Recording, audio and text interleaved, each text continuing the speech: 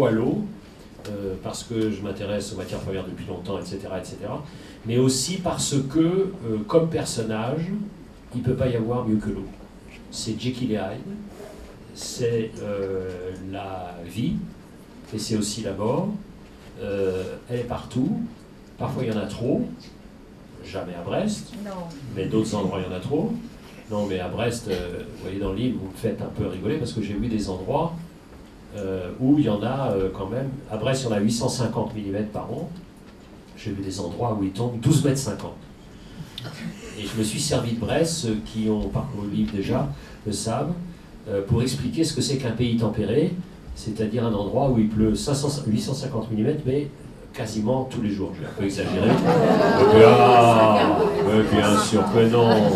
J'ai seulement exagéré parce qu'au lieu d'avoir un quart d'heure de rendez-vous avec le grand maître des eaux de Chine, je voulais en avoir plus. Et grâce à Brest et à cet énorme mensonge d'une pluie régulière et quotidienne, j'ai pu rester presque 3 heures avec ce personnage qui m'a appris des tas de choses sur son pays. Donc je voulais remercier Brest, parce que si un chapitre sur la Chine, c'est grâce à Brest, vous n'aviez pas forcément pensé à la ressemblance, c'est pourtant criant. 1950, la Bretagne est une des régions les plus pauvres de France. Comment développer au mieux la Bretagne? On cherche toutes les solutions, et puis on décide de lancer l'agriculture. On ne voit pas d'autres moyens pour développer vite la Bretagne. Donc on va lancer un type d'agriculture correspondant au terroir disponible. Le terroir disponible ne dispose pas de champs très importants en surface. Donc il faut une agriculture qui ne repose pas sur des superficies énormes d'un seul tenant. Donc on pense à l'élevage. Donc l'élevage intensif, puisqu'on peut faire le maximum de valeur sur le minimum de superficie. Évidemment, cet élevage est polluant. Donc, première ressemblance avec la Chine, vous avez la nécessité de sortir de la misère une population relativement nombreuse le plus vite possible, comme en Chine, à faible coût pour l'environnement, comme en Chine.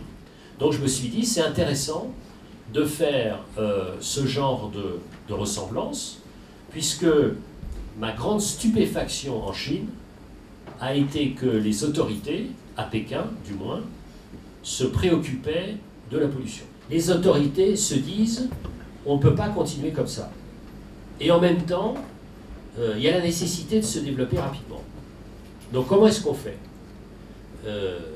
Eh bien, pour essayer de faire respecter un minimum les normes d'environnement, il y a la voie traditionnelle qui est de dire les entreprises des grandes, enfin les chefs des plus grandes entreprises seront notés sur la capacité maintenant à respecter l'environnement. Les gouverneurs des régions seront aussi notés et leur avancement dépendra de leur capacité à maîtriser l'environnement.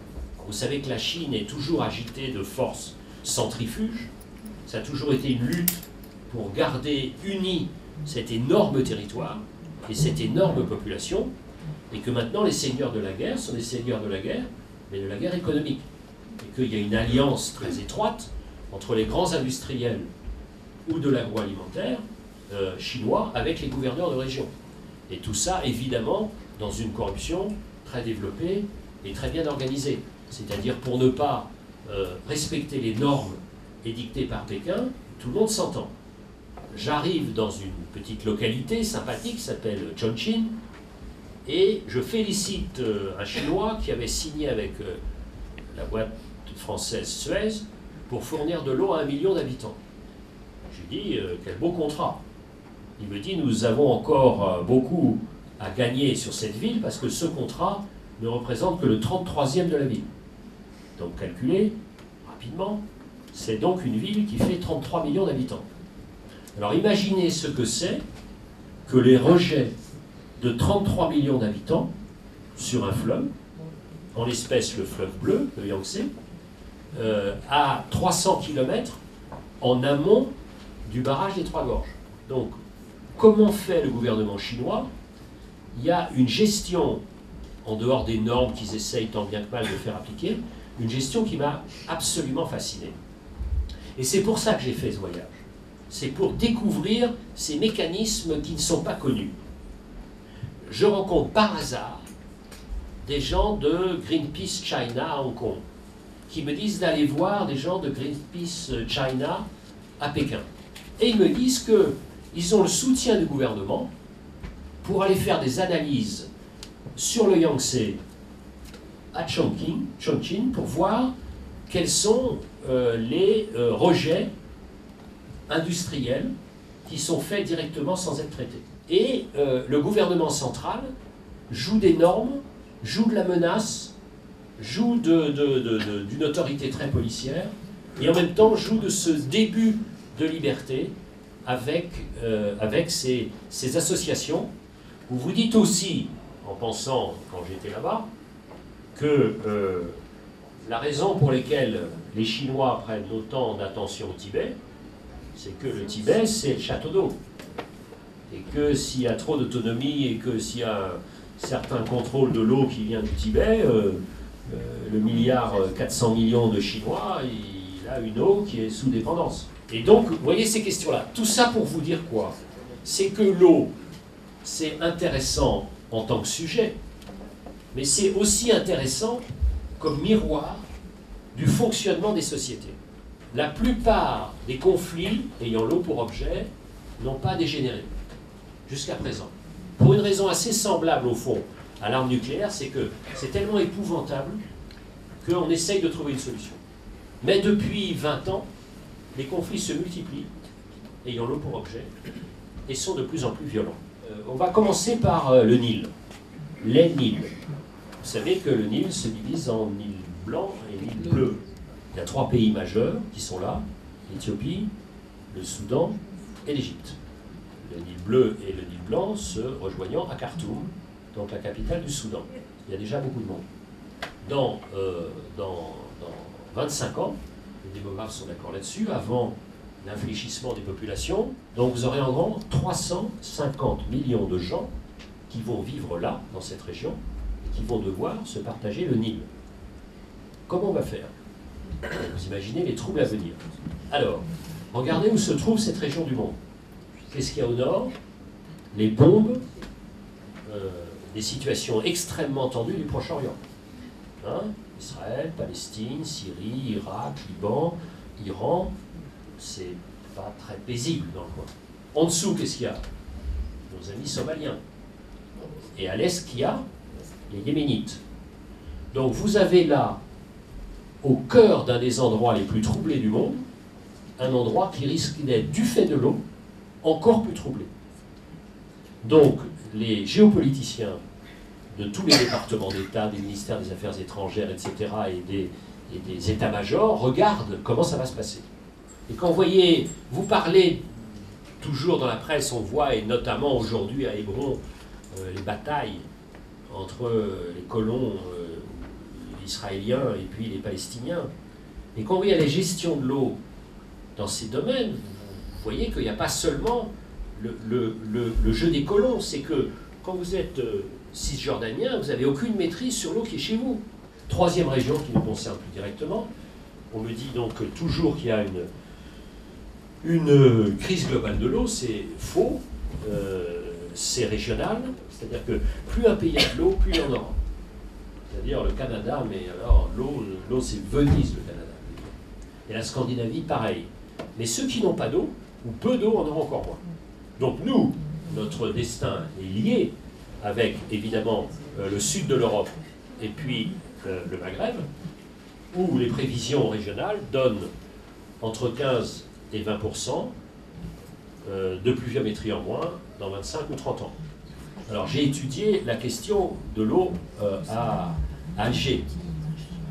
Et tous ceux qui ont été à Alger dans les années encore récentes savent à quel point c'est un cauchemar.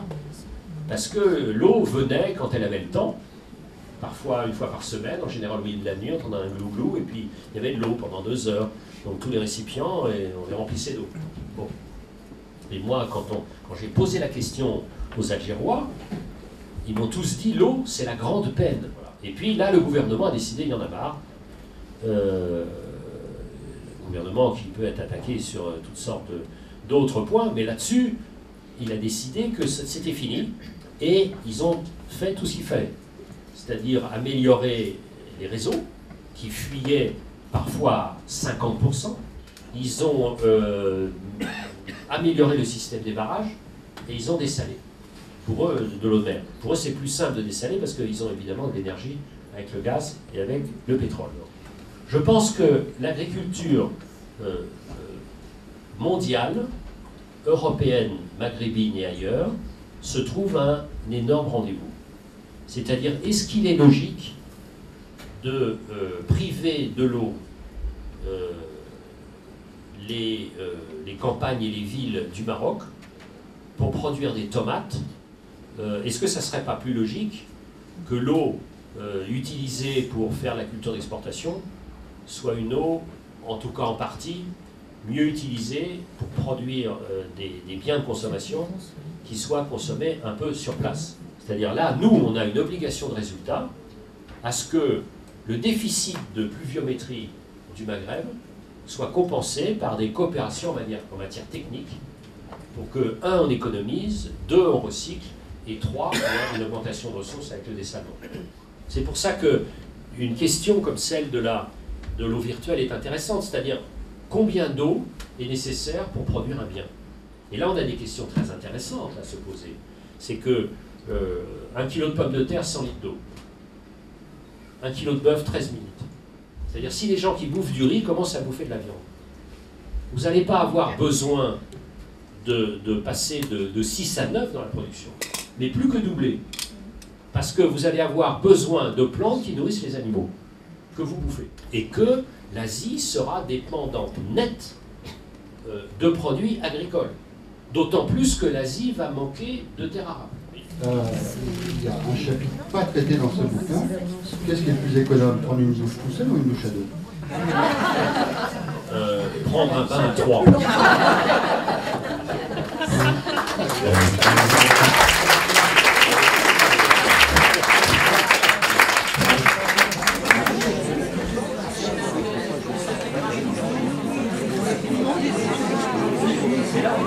Oui.